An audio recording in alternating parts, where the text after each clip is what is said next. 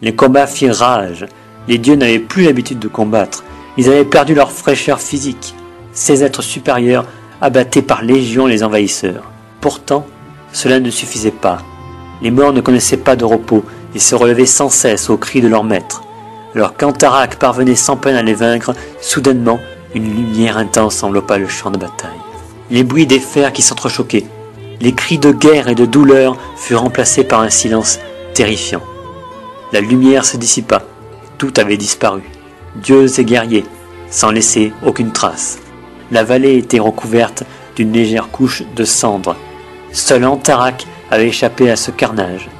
Après quelques instants d'incertitude, un être de lumière se profilait à l'horizon. Antarak était terrifié par sa présence et tentait désespérément de garder son sang-froid. Il savait qu'il se trouvait face à son créateur, le dieu des dieux, le Primachias. L'unique, le premier et plus puissant des dieux était là, devant lui, prêt à combattre. C'était à lui qu'il devait la vie, et pourtant c'était la première fois qu'il l'approchait. Antarak tenta de rappeler ses soldats, mais en vain. La magie de son créateur était si puissante qu'il ne pouvait réanimer les morts. Ce massacre avait été réalisé pour une raison bien précise. Les faibles n'avaient pas leur place auprès du Primachias, qui souhaitait un duel contre les guerriers les plus aguerris. C'est ainsi que seul Antarak survécut à cette vague destructrice. La légende raconte que son créateur prit la parole d'une voix grave et sereine. Selon lui, Antarak était peut-être parvenu à maîtriser les aimants de la Néra et avait vaincu ses fils, mais il ne parviendrait jamais à le battre. Il n'avait pas encore l'Ominua, la connaissance absolue qui lui permettrait d'unir ses pouvoirs et de l'égaler. Après ce bref discours, le dieu des dieux prit une forme humanoïde, dégaina son épée d'une main et de l'autre brandit son sceptre. Le ciel se déchira dans un tonnerre assourdissant pour laisser apparaître la terre dévastée. Le duel dura 3 jours et 3 nuits. Aucune des deux parties ne parvenait à prendre le dessus. Puis, soudainement, un grand éclair de lumière irradia le monde. La pluie cessa, le ciel s'éclaircit, le soleil ramena à la vie la faune et la flore qui s'étaient endormies. Nombreux furent ceux qui périrent lors de ce cataclysme. Antarak se réveilla sur terre. Autour de lui ne régnait que mort et destruction. La terre était à feu et à sang. Malgré toute sa puissance, il allait bientôt mourir. C'était la fin. Intérieurement, il savait qu'il n'avait pas réussi, qu'il n'était pas mort. Son désir de vengeance n'était pas satisfait.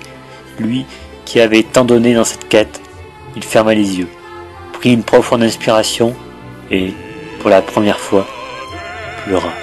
Depuis sa création, il n'avait jamais ressenti cela. Il voulait vivre, à tout prix. Une fois de plus, les dieux s'étaient trompés en pensant que leurs minions ne pouvaient avoir de sentiments. La douleur, de plus en plus lacérante, devenait insupportable.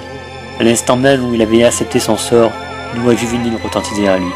« Maître, bientôt nous vous ramènerons à la vie. » 4 individus, aux formes incertaines, sortirent de la pénombre en titubant. Le 5e se prosterna à ses côtés, apposa ses mains sur le torse d'Antarak et dit d'un ton servile. « Vous ne pouvez mourir, maître. » Antarak eut alors un sourire d'acquiescement. Maintenant, tout était clair. Tout était possible. Il prononça solennellement une incantation dans un langage inconnu. Ses 5 disciples imitèrent leur créateur. Le sol se mit à trembler. Le corps d'Antarak devint incandescent, lévita au-dessus du sol et disparut dans la nuit. Ses disciples savaient ce qu'il leur restait à faire. Récolter suffisamment de sang pour amener leur maître à la vie. Les coups des dieux avaient été d'une violence inouïe. Antarak était extrêmement affaibli. À présent, il devait reposer son esprit et attendre que ses fils ramènent le sang qu'il avait perdu. Chacune de ces créatures a été conçue lors de fortes émotions. C'est à ce moment précis qu'il a été parvenu à réunir suffisamment de force pour unir ses pouvoirs. Le premier, Nemen, naquit dans l'incompréhension du geste des dieux. Corvenak, le second, vit le jour dans la colère. Le troisième, Vengarat, lors de sa soif de vengeance. Harolv, le 4e, dans l'allégresse de la victoire des demi-dieux. Et le dernier, Omnes, dans son désespoir. Malheureusement, son pouvoir était jusqu'au dernier moment imparfait, et ses fidèles étaient, pour la plupart, atteints de nombreuses malformations. Seul Omnes avait une physionomie humaine. Les autres n'étaient que de pâles copies imparfaites. Les 5 disciples se séparèrent. Ils jurèrent de ramener à la vie leur maître. Les fils d'Antarak n'étaient pas suffisamment puissants pour récolter à eux seuls suffisamment de sang.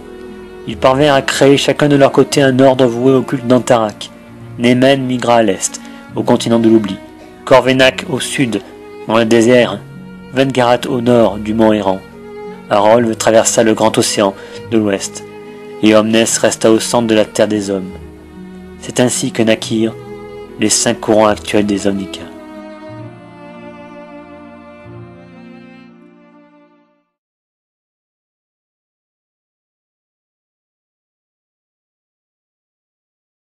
À jeudi prochain. Au revoir. À bientôt.